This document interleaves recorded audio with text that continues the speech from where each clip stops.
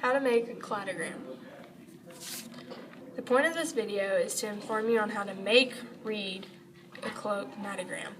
It is also to tell you the difference between a chromatogram and a phylogenetic tree.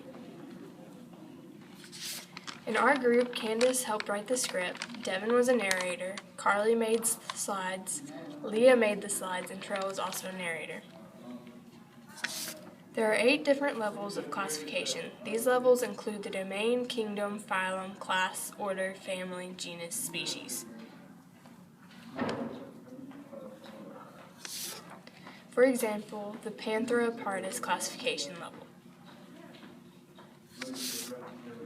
It is in the eukaryote domain, which is unicellular, multicellular, collineal, and cell division occurs by mitosis.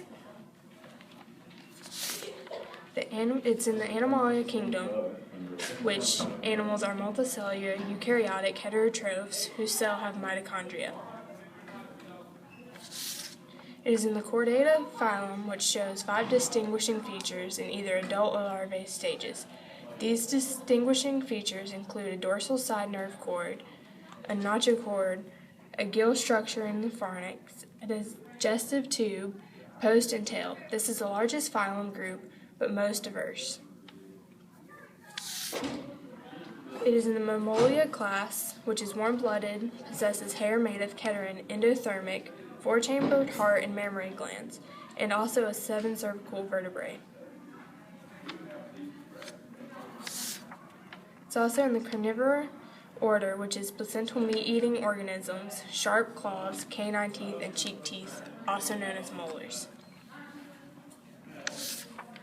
It's in the Fidel family, which has short snout with a powerful bite, large eye sockets for binocular vision, which is 6 times more sensitive to light than humans.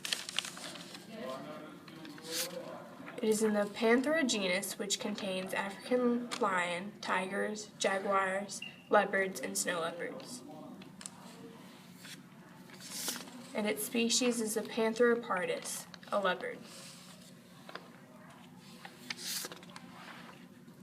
A cladogram is used to show shared characteristics that are due to having common ancestry. To create a cladogram, you first have to determine what characteristics each organism have in common and which ones they don't. This step is helpful if you use a character table to show what each organism has and what they don't. When reading a cladogram, you read from the bottom to the top. The bottom shows a common ancestor that all the organisms have. Each step you go up, the next one has a characteristic that the one below it doesn't have. The length of each notch on a cladogram doesn't matter or mean anything. This is a cladogram example. The one at the bottom shows that it has the least amount of shared characteristics, while the top has the most shared characteristics with the organism below it.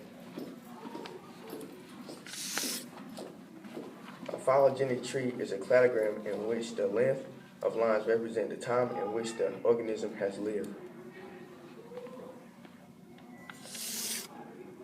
A cladogram and a phylogenetic tree both represent the same thing, except a phylogenetic tree shows how long it has lived. The data needed is shared characteristics in DNA sequence.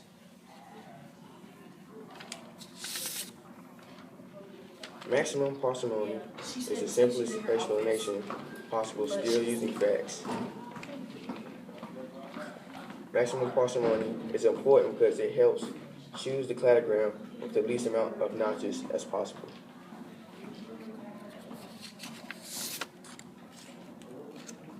The first step in making a cladogram is to see what animals have the most similar structures.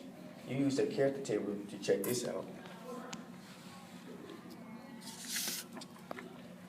The second step is to see which organism has the least amount of like characteristics similar, because it will be at the bottom of the cladogram. Next, you will look to see which has the second least similar, and so on until you reach the top.